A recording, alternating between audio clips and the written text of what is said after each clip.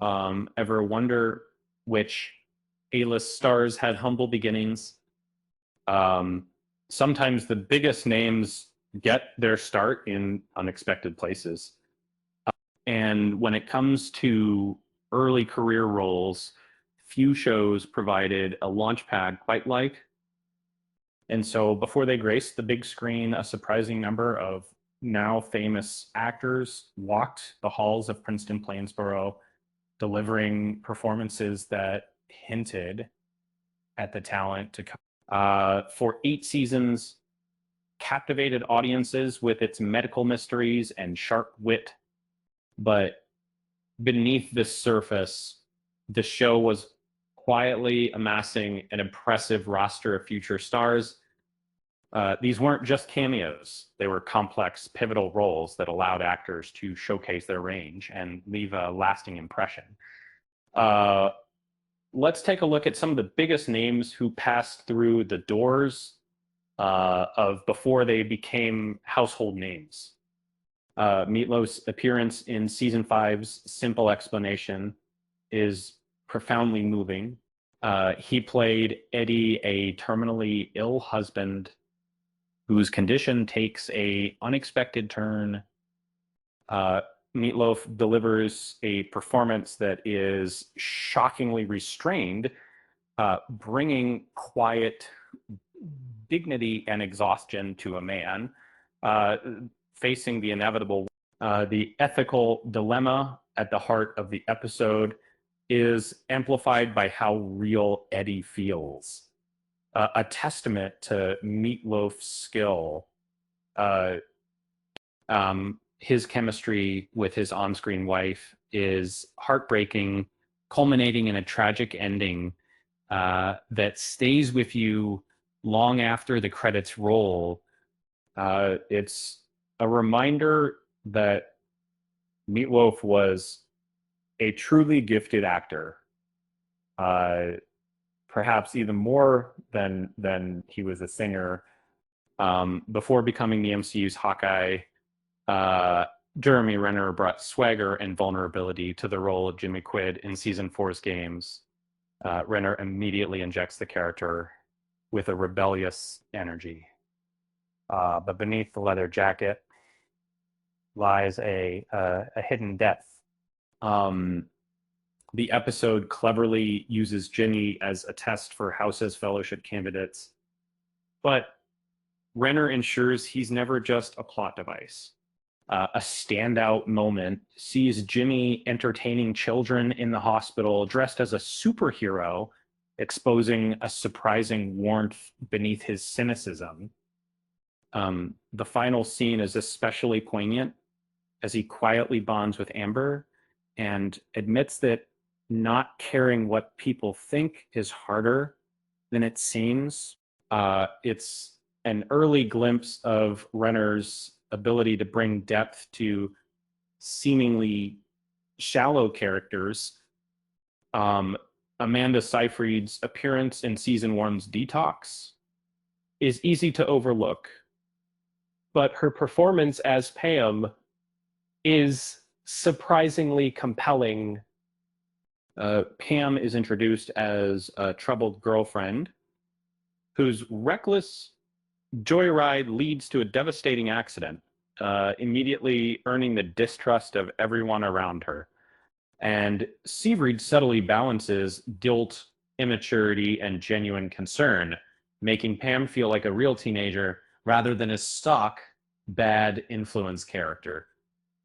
Her backstory, including time spent in rehab at a young age, adds quiet weight to her scenes.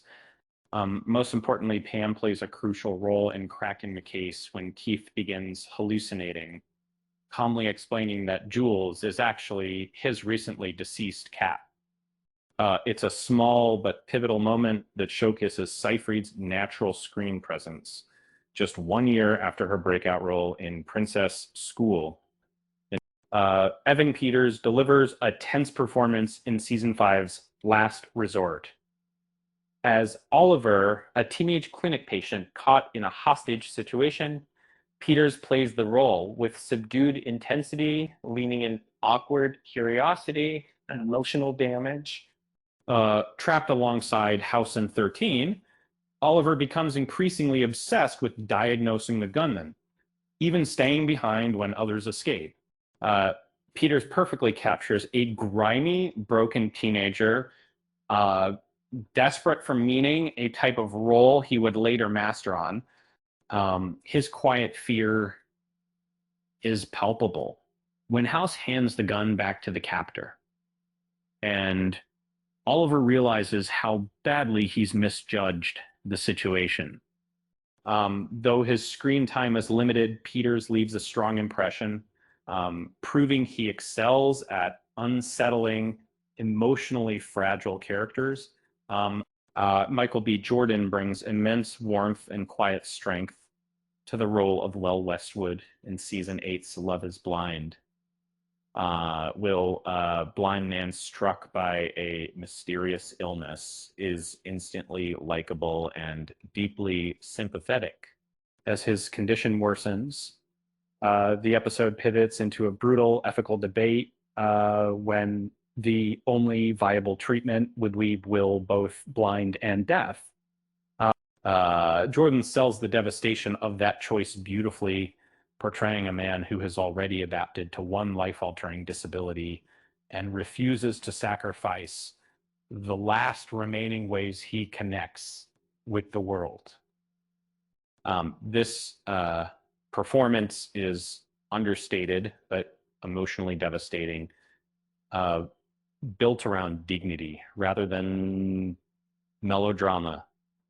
And long before, and this role showcased Jordan's ability to anchor an episode with empathy, moral weight, and genuine emotional intelligence. Lin-Manuel Miranda's turn as Juan Albi Alvarez in season 6's Broken is one of the show's most unexpected and memorable guest performances. As House's talkative roommate at Mayfield Psychiatric Hospital, Alvy is instantly endearing, funny, and chaotic, frequently rapping and oversharing due to untreated bipolar disorder. Miranda's natural charisma makes Alvy lovable, but he never downplays the seriousness of the condition. The character's refusal to take medication reflects a very real struggle, as Alvy fears losing the manic energy that makes him feel capable and alive. Alvy's return in Baggage deepens the character, showing how his illness complicates integration issues and basic responsibility. Miranda effortlessly balances humor with sadness, making Alvy both comic relief and an emotional gut punch. It's a performance that feels uniquely human and quietly heartbreaking. Lucas Till's appearance in season 5's Joy to the World is small, but absolutely vital to one of the most tragic storylines. Playing Simon, a teenage boy whose girlfriend Natalie becomes critically ill after drug use. Till captures the confusion, fear, and immaturity of a kid suddenly forced into adulthood. His scenes avoid melodrama, focusing on understated shock as he learns Natalie has given birth and that the baby is his name. The emotional weight lands hardest when Simon is told Natalie will soon die, a moment Till plays with stunned numbness rather than tears. For a teenage actor, Till delivers impressive restraint and authenticity, proving he could hold his own opposite seasoned performers while carrying enormous emotional stakes. This served him well when he starred as Havoc in the prequel movies. James Earl Jones commands the screen in season 6, The Tyrant. Playing President Dabala, a ruthless African dictator whose illness sparks moral chaos within Princeton-Plainsboro, Jones plays Dabala a chilling conviction, portraying a man who genuinely believes his brutality is justified for the good of his country. Jones gives Dabala calm authority and unsettling sincerity, recalling his terrifying performance as Darth Vader, this only makes him all the more terrifying. His presence intensifies the ethical crisis, particularly for Cameron, who openly considers letting him die.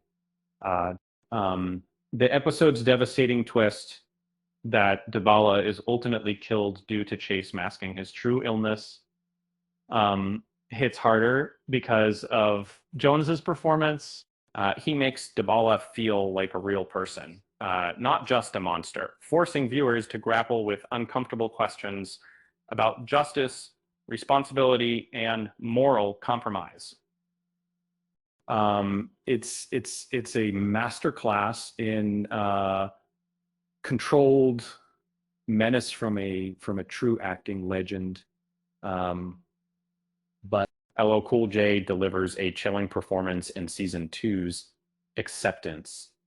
Stripped of his usual charisma, LL Cool J plays Clarence, a death row inmate suffering from hallucinations related to the people he murdered with a haunting intensity. His breakdown in the prison exercise yard, screaming to be let out before collapsing, immediately establishes the episode's grim tone. The ethical tension escalates when House insists on admitting Clarence, despite Cuddy's objections, knowing full well he'll be sent back to Guy. And they just, LL Cool J presents Clarence as a deeply broken man confronting his own mind. The performance is restrained, cold, and haunting, proving his dramatic range early on. It's one of the show's darkest patient portrayals, and one that lingers uncomfortably. Cynthia Nixon's guest role in season 2's Deception is one of most quietly tragic performances, playing Anika Jovanovic, a woman suffering from Munchausen syndrome. Nixon brings heartbreaking vulnerability to a character defined by deception and desperation. When House witnesses her seizure at an OTB parlor, the case initially seems straightforward, but Nixon subtly layers Annika with loneliness and emotional need. While Cameron pushes for her discharge, House suspects an underlying condition, leading to conflict with Foreman and forcing the team to confront the emotional roots of Annika's behavior. And Nixon never plays Annika as manipulative or villainous question. Maybe something creating the show, and really someone, she portrays a woman who inflicts harm on herself simply to feel cared for.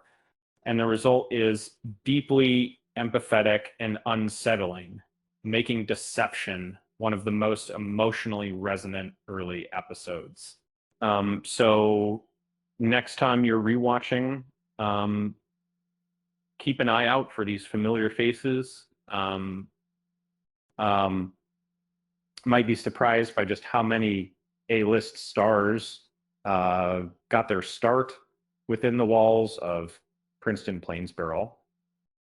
It just goes to show that sometimes the biggest stars are like hidden in plain sight. With that said, thanks for watching, and until next time.